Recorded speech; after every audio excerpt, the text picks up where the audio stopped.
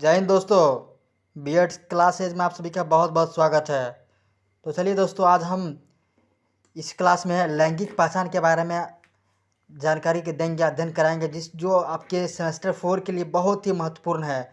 तो चलिए दोस्तों, बिना देर किए हुए आप सभी जुड़ जाइए और लैंगिक पहचान जो परीक्षा की दृष्टि के लिए बहुत ही महत्वपूर्ण है, आपके अंक में बहुत बढ़ोतरी करेंगे। तो चलिए समझते हैं। सबसे पहले लैंगिक पहचान क्या होता है, जेंडर आइडेंटिटी।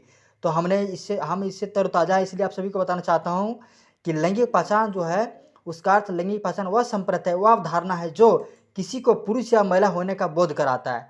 तो समझ गए हैं, वह अवधारणा जो किसी को पुरुष और महिला में दोनों में अंतर कराता है, वही लैंगिक पहचान है। और लैंगिक पहचान जो उसमें महत्वपूर्ण रोल होता है समाज का, देखिए वही चीज़ आगे लिखा हुआ होगा। समाज किसी व्यक्ति को पुरुष या महिला होने का बोध उनके कार्य भूमिका के आधार पर करता है, जिसे लैंगिक पहचान कहते हैं। तो आपने जब देखा दोस्तों कि अवधारणा है, उसे हम लैंगिक पहचान कराता है, महिला बोध पुरुष का बोध।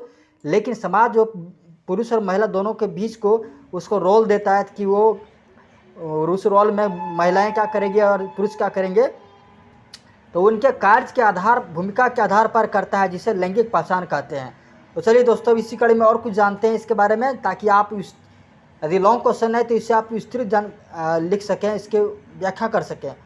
तो देखिए अगला पॉइंट लिखा हुआ, हमारे समाज में एक महिला लिंग की पहचान निम्न कार्य भूमिकाओं के आधार पर किया जाता है। देखिए इसका कहना का अर्थ ये है कि हमारे समय में महिला लिंग की पहचान निम्न कार्य भूमिकाओं के आधार पर, अर्थात ये जो फलाना फलाना कार्य करेंगे वो उसमें हम महिला का रोल रहेगा, वो महिलाएं करेगी, ये समाज हमारे बांट दिए हैं। तो ये गलत अवधारणा है, लेकिन समाज लैंगिक पहचान को इस आधार पर ही कर रहा है, और ये अवधारणा हमारा आज का नहीं, बहुत प्राचीन से चला आ रहा है। तो चलिए जानते हैं दोस्तों कि भूमिका क्या है, महिलाओं का भूमिका क्या है, उसमें क्या करना होता है।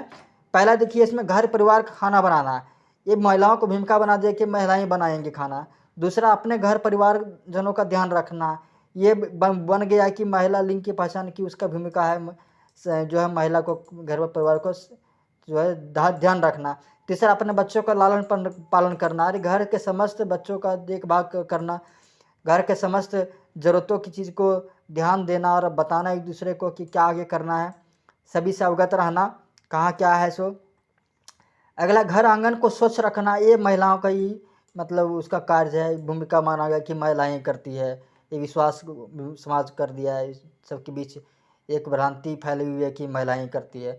अपने पारिवारिक सदस्यों के कपड़ों की सफाई करना, ये उस पर बोझ दिया गया कि महिलाएं करेगी, सफाई करेगी। तो अगला है मेहमानों का स्वागत करना, ये महिलाओं को ही आगे किया जाता है कि मेहमान का स्वागत करिए, उसके बाद हम बातचीत करते हैं, और भी कुछ कहीं पे हो तो।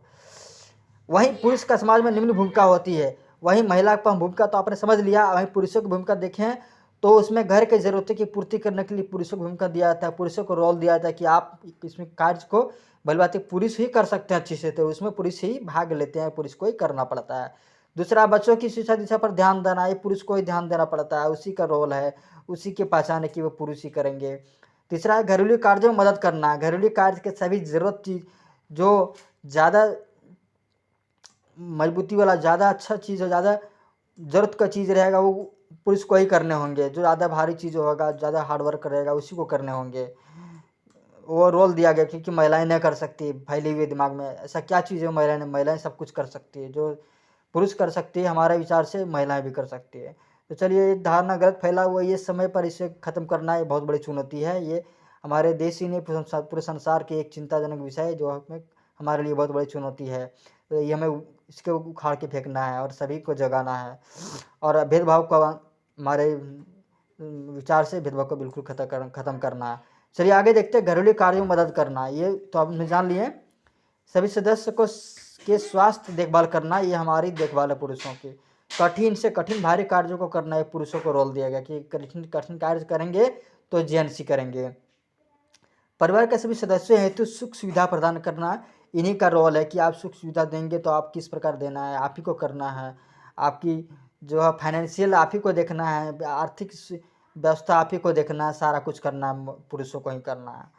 सबसे अंतिम देखते हैं दोस्तों, परिवार के शादी समारोह में अन्य कार्यक्रम में योगदान देना। और मुख्य रूप से योगदान आपको अच्छे अच्छे चीज़ों में, अच्छे अच्छे कार्यों में आपको परिवार को इसकी भूमिका दी गई।